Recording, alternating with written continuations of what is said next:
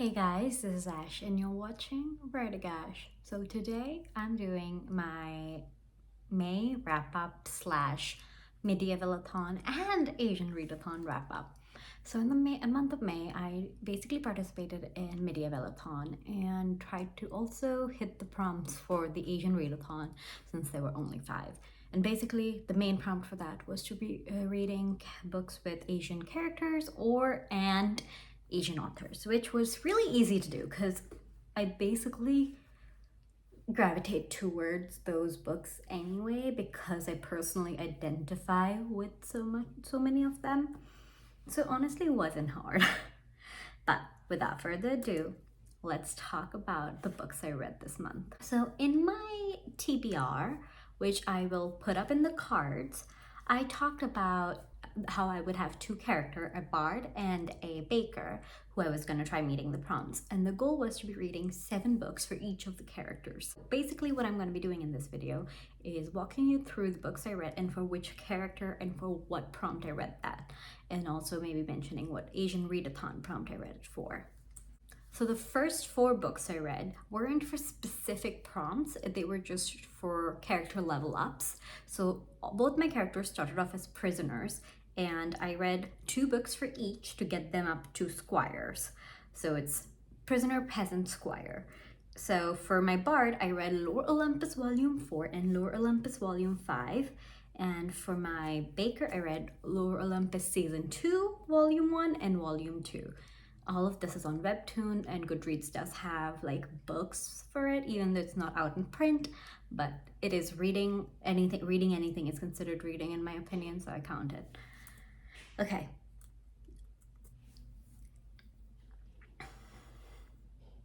And honestly, I give all of these books like a 4-star.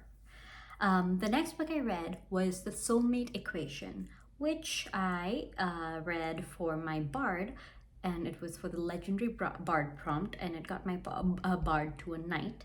And it was to read a book with multiple authors, which Soulmate Equation has. Apparently, Christina Lauren are 2 people, not Christina Lauren as in 1 person. So I read that.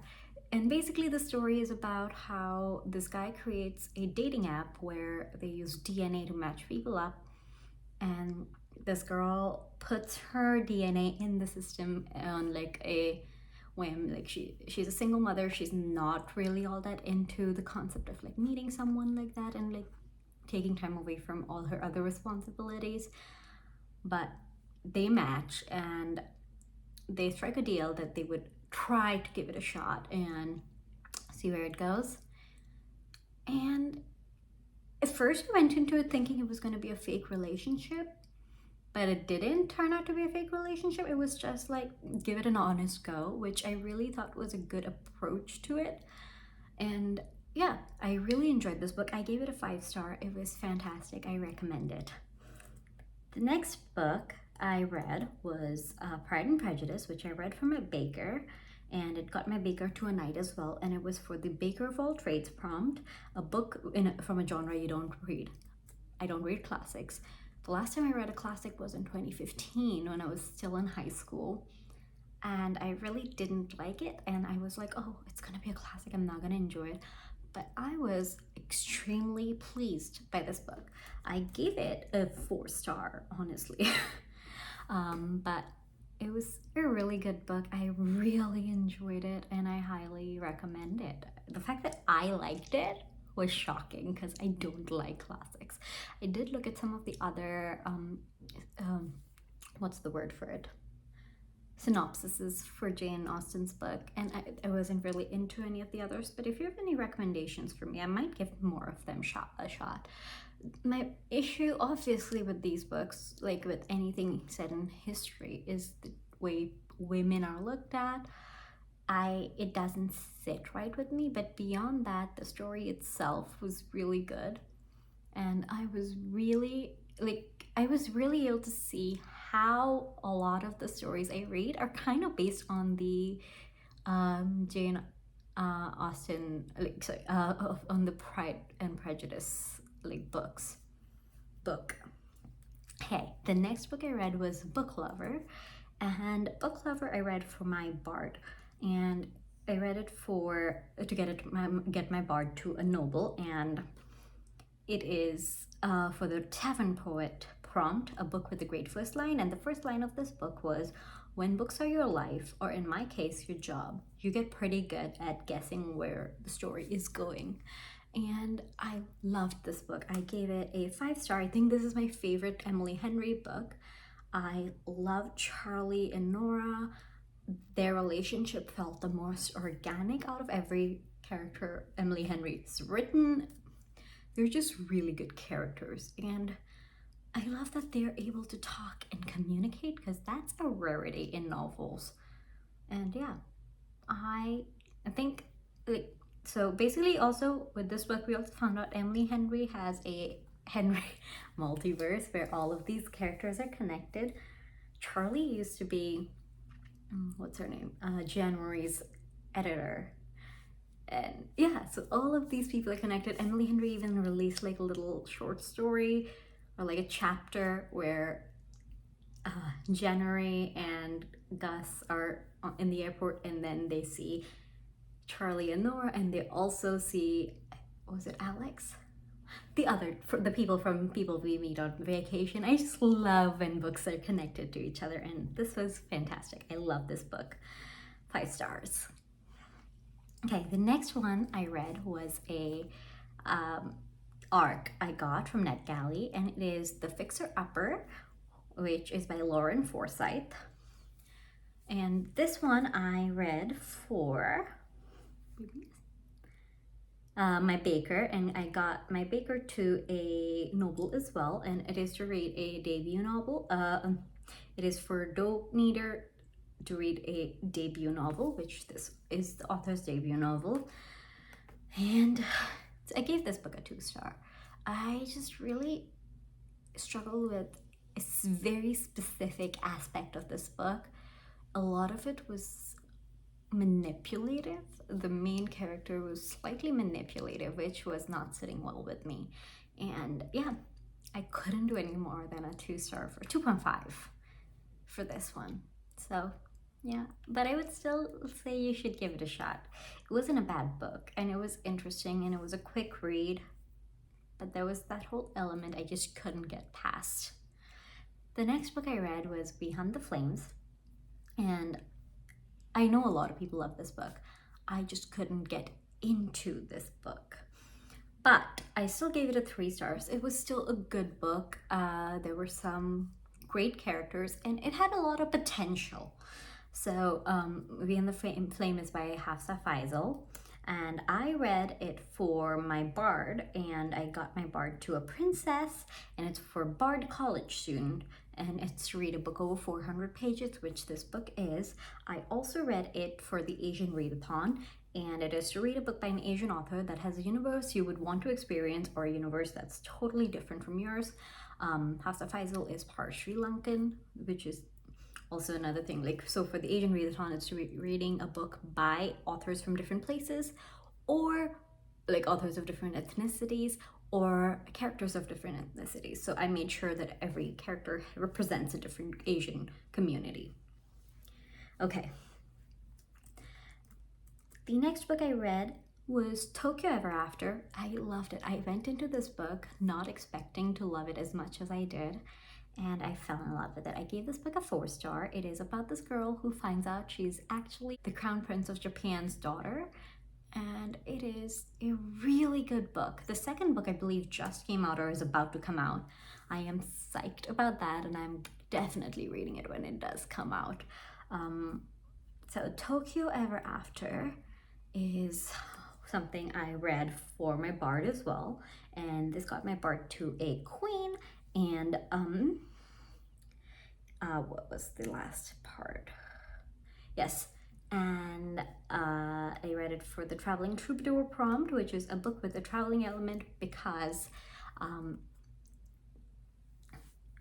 the character travels from America to Japan, which is a big move. Even though like she's just in Tokyo the entire time, she does explore a bit of Tokyo, and there is the big travel element from America to Japan.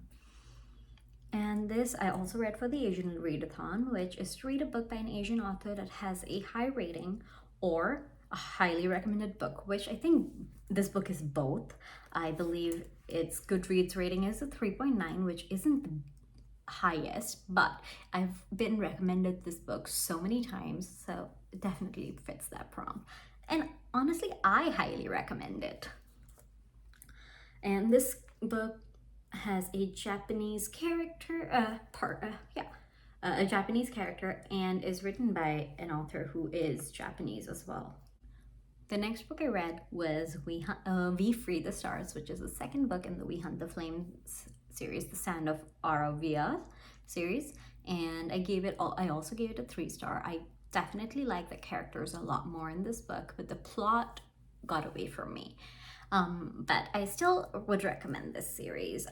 So this one I read for my baker, and this got my baker to I believe it got my baker to a princess, and it was to read a book with brown on the cover, and it was for bread maker. I then read A Sweet Mess, which was for the Asian Readathon, which was to read a book by an Asian author that has a cover worthy of googly eye. It has an illustrated cartoon cover, which is one of my favorite things about book covers, and I absolutely love that.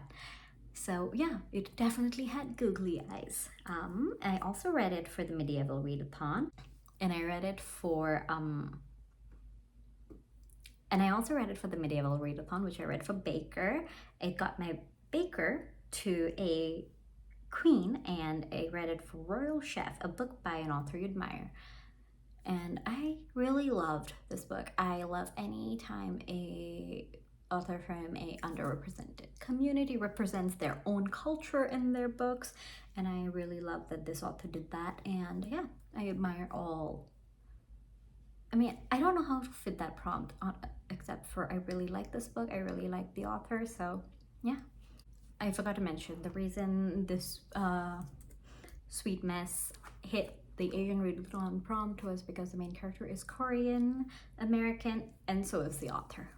Next book I read was the Emma Project, and I read that for my bard to get her to an empress, and it is for house musician, and it is to read a book that has a character's name.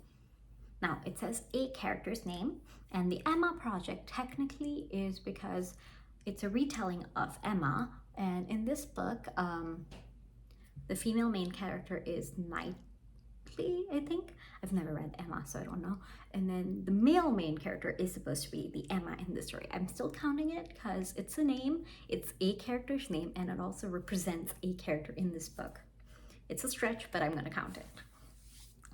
And then it also counts for the Asian Readathon, where it is read a book with featuring a Asian character who's a woman and or older, and it has the female main character who is like 38, and she's obviously female.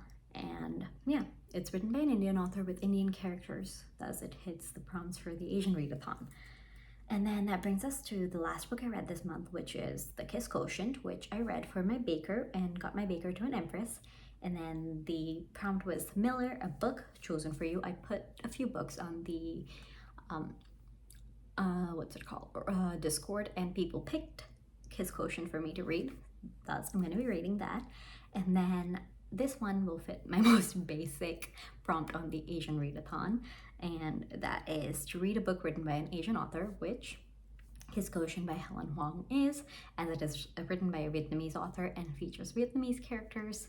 So basically every book I read for the Asian Readathon includes characters from different Asian communities and authors with different Asian ethnicities. And I really liked the experience of purposefully reading diversely. But overall, really, really loved this book. And I just, like, The Kiss Quotient especially was such a cute story. I just loved the attention to Asperger's in this book. It's rare that mental health gets focused on in books, and I did like that was something they paid attention to. Now, I will say I'm not sure how accurate the portrayal is, but I do know, from what I've heard, I think I've heard this author does a good job of portraying mental health, and I believe it is very own voices as well. Anyway, so that is it for my wrap up for this month, and I hope you guys give these books a shot. They're really good books, and I had a great reading month. I'm really excited for the massive readathon next month, so stay tuned for a TBR for that one.